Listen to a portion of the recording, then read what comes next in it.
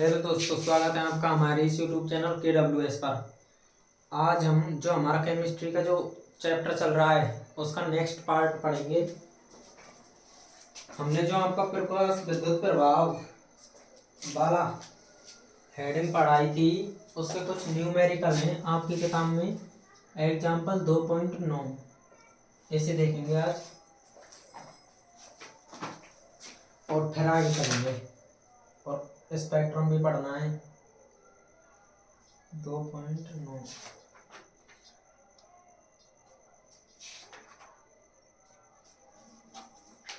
किसी धातु की दहलीय आवृत्ति V0 7.0 गुणा 10⁻14 सेकेंड इनवर्स है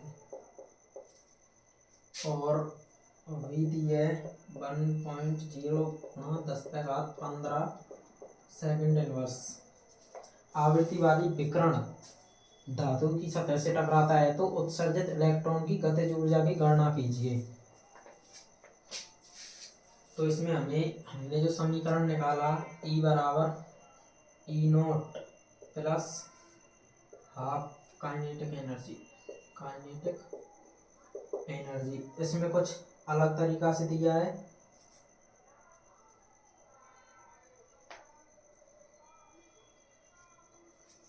देखो तो इसकी जगह हम रख सकते हैं एच न्यू और इसकी जगह धर सकते हैं H new not plus kinetic energy. अब इसे इधर लेते हैं और इसे इधर भेजते हैं। H new minus H new not समीकरण हल करते हैं अपने अनुसार। अब एच को कॉमन लेते हैं तो V माइनस V नॉट बराबर काइनेटिक एनर्जी। गतिज ऊर्जा की पूछिए, इलेक्ट्रॉन की गतिज ऊर्जा। अब यहाँ पर इन दोनों के मान रखते हैं तो ये H का मान है 6.626 गुणा 10⁻−34। मात्रक मत लिखो, इस करो। और V का मान है 7 गुणा 10⁻14 माइनस 1.0 गुणा 10⁻15 बराबर में है काइनेटिक एनर्जी। अब इसे हल करने पर जो उत्तर आता है, अब यहाँ कैलकुलेशन में तो समय बर्बाद नहीं करेंगे तो सीधा उत्तर लिखते हैं। काइनेटिक एनर्जी बराबर 1.988 गुणा 10⁻−19 जूल। ये काइनेटिक एनर्जी आ गई। अब अगला पढ़ेंगे हम स्पेक्ट्रम।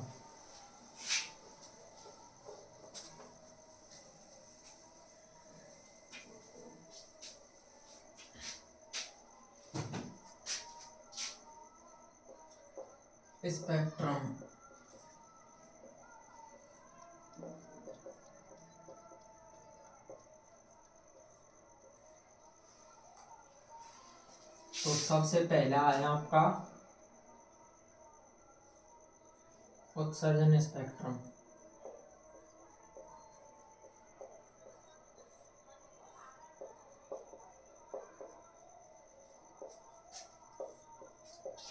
इसमें पढ़ेंगे हम उत्सर्जन स्पेक्ट्रम।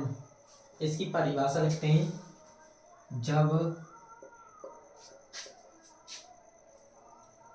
जब प्रकाश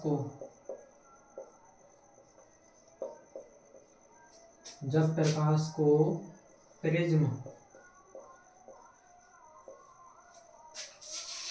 से गुजारते हैं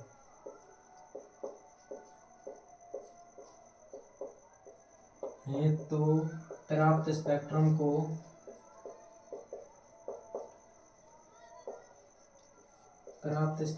को उत्सर्जन स्पेक्ट्रम कहते हैं।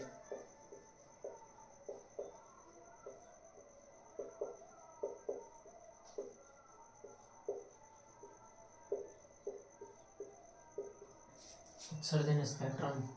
और आपकी किताब में दिया हुआ है कि उत्सर्जन स्पेक्ट्रम को देखते हैं।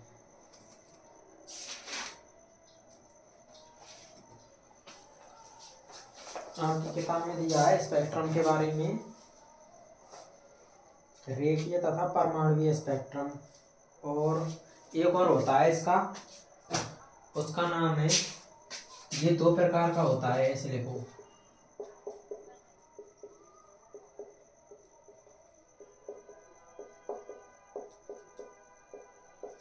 इसमें तो खाली नाम दिया है, लेकिन हम लिखते हैं उसे, पहला है ये सतत स्पेक्ट्रम।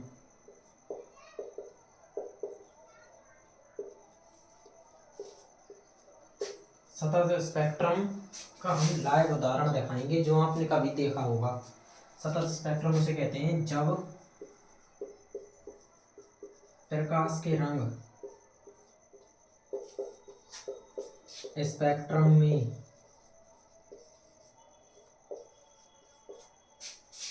लगातार प्राप्त होते हैं।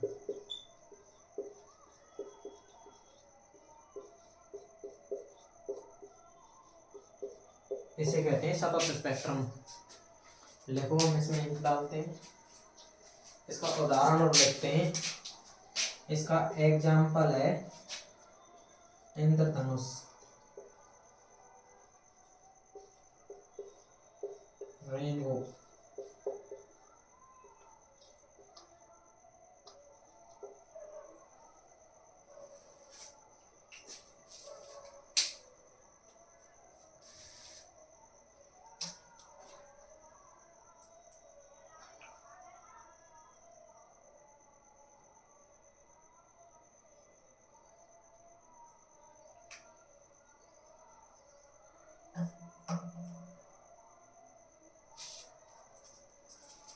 अब अगला है परमाणुवीय या रेखीय स्पेक्ट्रम, जिसके बारे में हमें चर्चा करनी है।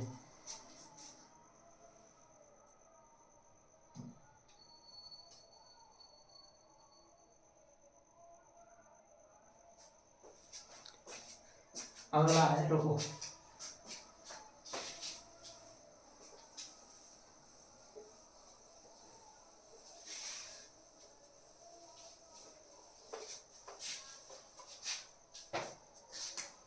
अब डालो और इसे मोस्ट लगा लेना। रेखीय स्पेक्ट्रम, रेखीय या परमाणुवीय।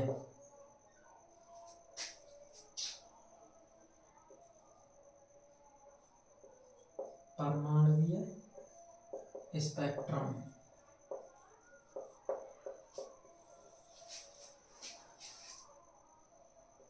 जब किसी तत्व को जलाते हैं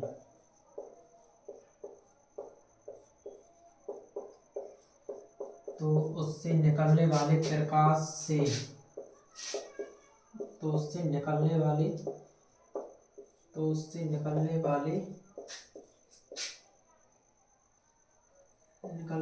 प्रकाश को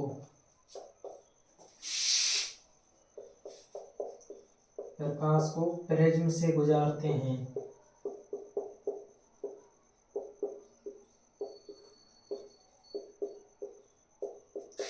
तो प्राप्त स्पेक्ट्रम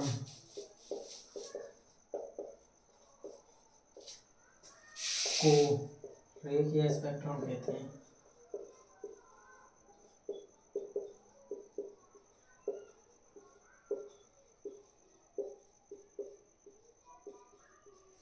ये है रेखीय स्पेक्ट्रम, जिसे परमाणुवीय स्पेक्ट्रम भी कहते हैं। अब अगला स्पेक्ट्रम है आपका उत्सर्जन स्पेक्ट्रम। ये तो पहले के ही दो भाग हैं।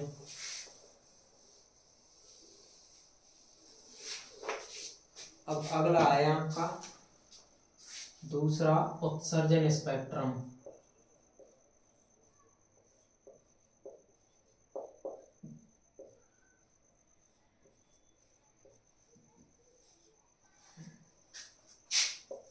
किसी वाष्पशील पदार्थ, पहले इसे देखते हैं। जो आपका रेखीय स्पेक्ट्रम था ये क्या कहता है? ये कहता है मान लो आपके पास कोई तत्व है ये, अब जब हम इसको जलाएंगे तो इसमें से ज्वाला निकलेगी। मान लो ये प्रकाश निकल रहा है, और यहाँ कोई प्रिज्म है। अब जब इस प्रकाश को प्रिज्म से गुजारेंगे तो जो स्पेक्ट्रम प्राप्त होगा उसे ही रे के स्पेक्ट्रम कहते हैं। जब किसी पदार्थ को जलाया जाता है तो उससे प्राप्त प्रकाश को प्रिज्म से गुजारते हैं तो स्पेक्ट्रम प्राप्त होता है, जिसे रे के स्पेक्ट्रम कहते हैं। अब ये है उत्सर्जन स्पेक्ट्रम। जब किसी वाष्पशील पदार्थ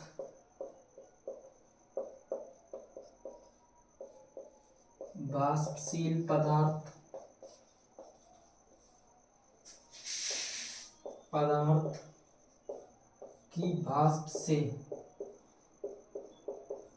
इसको भी समझाएंगे कि वाष्प से प्रकाश को गुजारा जाता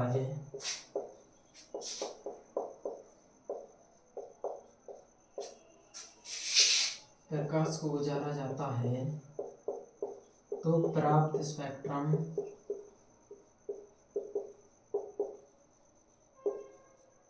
उत्सर्जन स्पेक्ट्रम कहलाता है।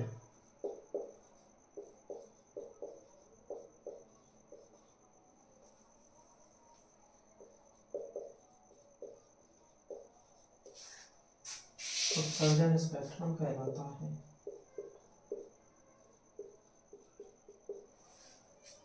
अब इसे देखते हैं क्या कहता है। मान लो ये आपके पास कोई तत्व है। अब जब इसको जलाएंगे हम या कुछ भी करेंगे तो वाष्प से निकलेगी वाष्प, और मान लो यहाँ से कोई प्रकाश आ रहा है तो इस वाष्प से जब ये स्पेक्ट्रम प्राप्त होगा तो इसे ही कहते हैं हम उत्सर्जन स्पेक्ट्रम। उत्सर्जन नहीं, अवशोषण, इसे कहते हैं हम अवशोषण स्पेक्ट्रम।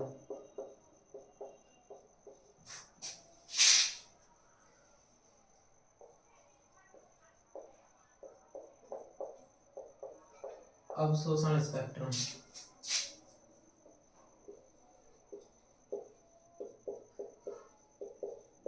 इसे कहते हैं अवशोषण स्पेक्ट्रम। जब किसी तत्व को जलाते हैं तो उससे जो वाष्प प्राप्त होती है और किसी प्रकाश को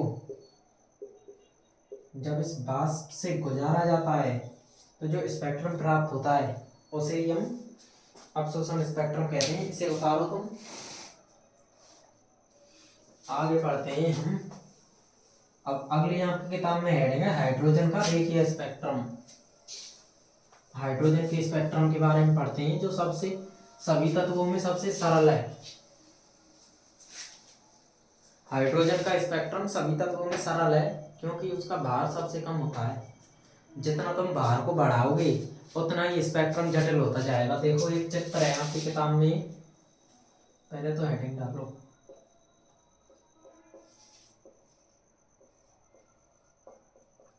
हाइड्रोजन का स्पेक्ट्रम देखो ऐसा चित्र है।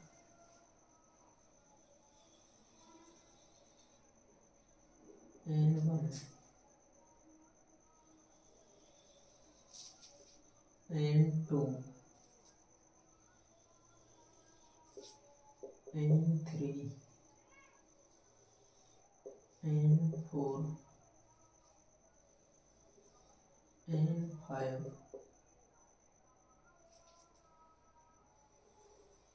N6 N7, इतना ही देख लो। अब एक और लगाओ N8, और ये है N अनंत। अब मान लो कोई इलेक्ट्रॉन है,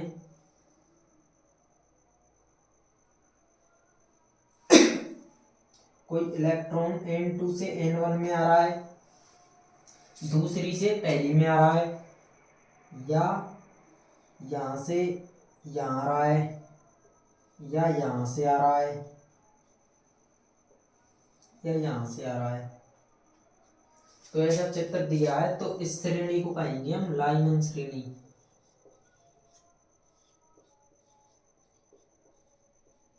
ये है लाइमन श्रेणी। और यदि अब यहाँ देखो इसमें आता है तो इसे कहते हैं बामर श्रेणी।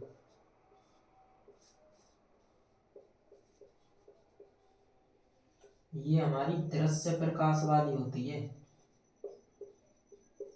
मतलब कि जिसे हम देख सकते हैं, और ना तो हम इसे देख सकते हैं ना ही यहाँ पर इसे देख सकते हैं।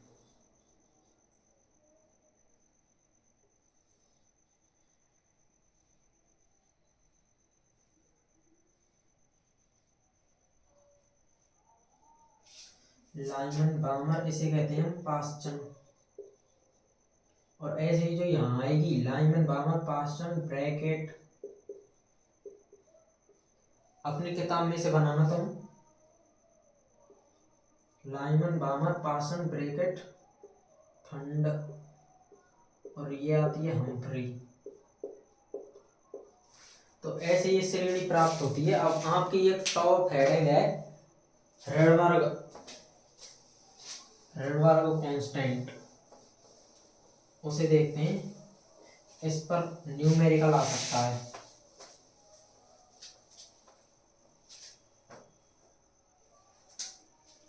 ये आपका रेडबर्ग सूत्र पहले से लिखते हैं। आपकी जो किताब में इसका सूत्र दिया है वो है, पहले तो हम सही सूत्र लिखते हैं।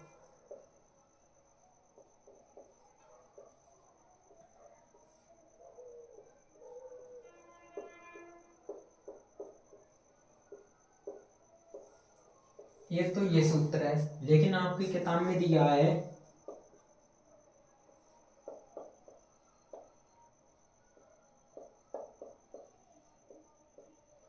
एक ये सूत्र है, ये किताब वाला है। अब देखो किताब वाले में यहाँ पर जेड स्क्वायर क्यों नहीं दिया, क्योंकि यहाँ पर उसने एच लगा दिया, तो सीधा सीधा पता चल रहा है कि ये हाइड्रोजन का है। सिर्फ ये रेडबर्ग सूत्र केवल हाइड्रोजन के लिए है। इसे हम हीलियम के लिए नहीं लगा सकते, किसी अन्य तत्व के लिए नहीं लगा सकते, लेकिन हम इसे पढ़ेंगे क्योंकि ये हीलियम के लिए भी काम आता है और लिथियम के लिए भी।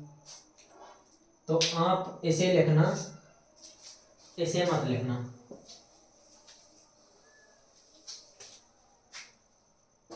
अब यहाँ पर देखो आर क्या है, ये है रेडबर्ग नियतांक।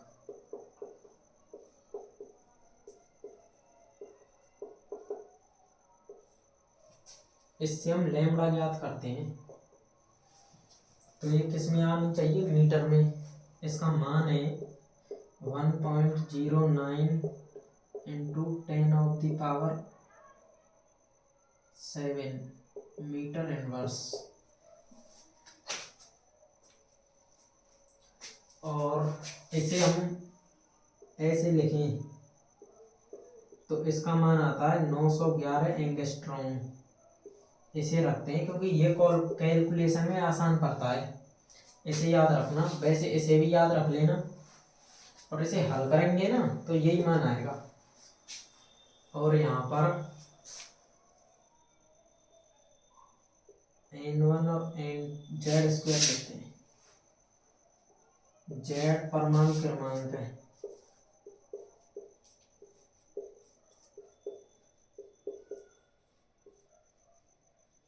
N1 है जहां इलेक्ट्रॉन आता है।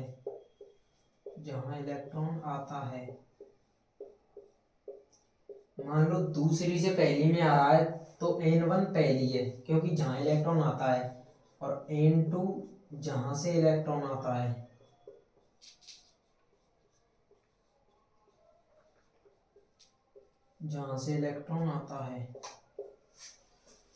ये आपका रेडबर्ग सूत्र हो गया, इसे लिख लो। आज इस पर एक दो सवाल करेंगे, फिर कल इस पर सवाल करेंगे कुछ।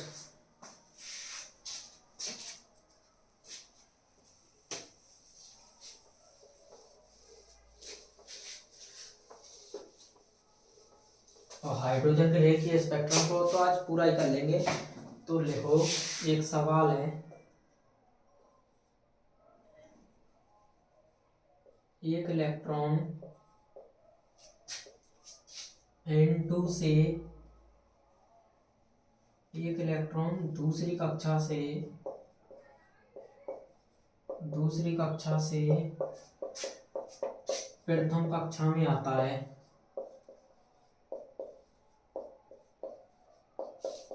प्रथम कक्षा में आता है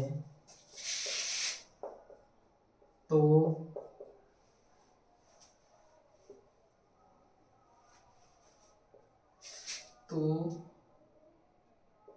उसकी तरंग दैर्ध्य बताइए। ये जो सूत्र है, न्यू बार बराबर are Z square 1/n1 square minus 1/n2 square, इससे हम इसे ज्ञात करेंगे। तो देखो यहाँ पर ये मैंने अब लैम्डा लिखवाया था अगले में, पर यहाँ पर ये है, पर इसी से हम लैम्डा निकाल के लाएंगे, क्योंकि ये एक सवाल में देखा था हमने जहाँ इसे तरंग संख्या कहते हैं। तो यहाँ पर n1 बराबर दूसरी कक्षा से प्रथम कक्षा में आता है 1 है, और n2 बराबर 2 है। और मान लो ये हाइड्रोजन का स्पेक्ट्रम है, तो यहाँ पर Z बराबर भी ये हो गया। अब इन मानों को यहाँ पर रखो, तो न्यू बार बराबर R 1 का वर्ग 1/1 का वर्ग 1/2 का वर्ग। अब इसे हम क्या लिख सकते हैं, हमने एक सूत्र पढ़ा था कि तरंग संख्या बराबर होता है 1/λ, ये सूत्र पढ़ा था। तो यहाँ पर हम इसे रखते हैं 1/λ R। अब यहाँ हो गया 1/1 1/4।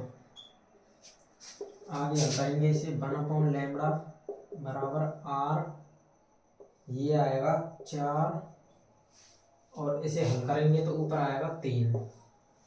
अब देखो हम इस पूरे का व्युत्क्रम करते हैं, तो यहाँ पर बचा लैम्डा, और यहाँ पर आ गया 1/r गुणा में 4/3। अब लैम्डा बराबर, इसको बताया था हमने 911 एंगस्ट्रॉम गुणा 4/3। तो इसका जो मान है, इसका मान आ रहा है लगभग लैम्डा बराबर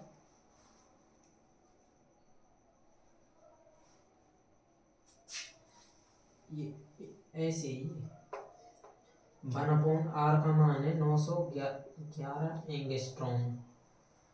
अब इसमें 3 का पहले 4 का गुणा कर दो, तो ये आ गया 4/3।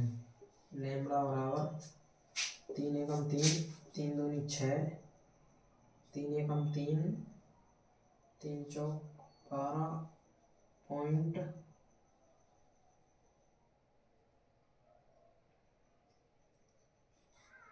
इतना आ रहा है इस लैम्डा का मान।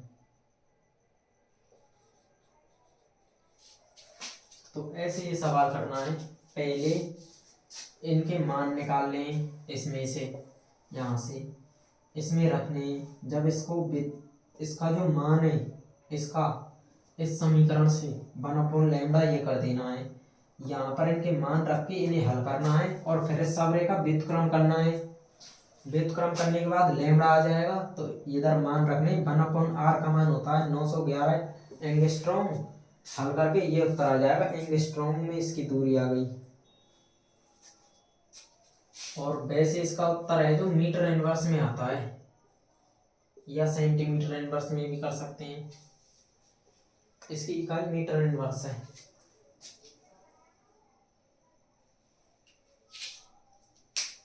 अब हम अगला सवाल करते हैं एक और इसी के ऊपर। पहले इसके हाइड्रोजन के स्पेक्ट्रम के बारे में 2-4 बात लिख लो। जो आपके पेपर में आ सकती हैं।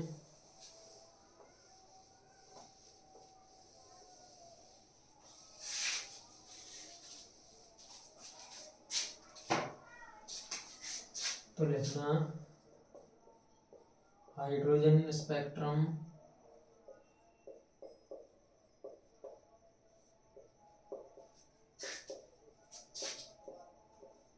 सभी तत्वों की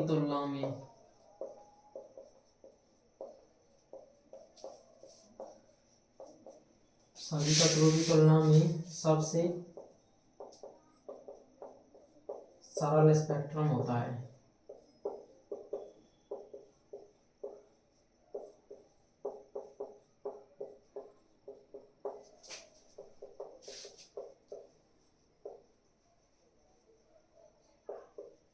जितना भारी तत्व होगा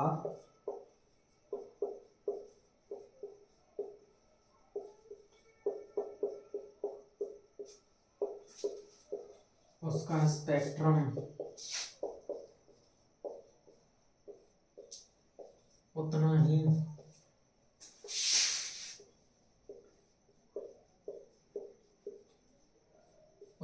सरल बनेगा।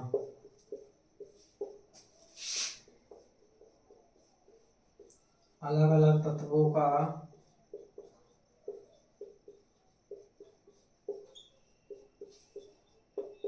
रेखीय स्पेक्ट्रम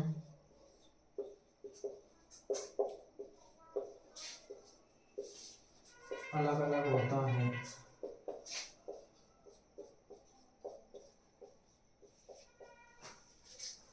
और एक और बात लिख लेना, वो है सभी स्पेक्ट्रमों में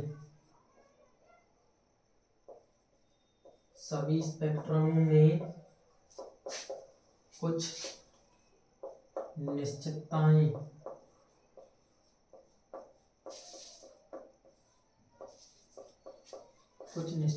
होती हैं। तो देखो, हाइड्रोजन का स्पेक्ट्रम सभी तत्वों की तुलना में सबसे सरल होता है। जितना भारी तत्व होगा उतना ही जटिल उसका स्पेक्ट्रम बनेगा, उतना ही सरल नहीं है यहाँ, उतना ही जटिल स्पेक्ट्रम बनेगा। अलग अलग तत्व लेते हैं तो उनका रेखीय स्पेक्ट्रम भी अलग अलग आता है, क्योंकि उनके स्पेक्ट्रमों में कुछ निश्चितताएं होती हैं। अब मिलते हैं इस वीडियो के नेक्स्ट पार्ट में।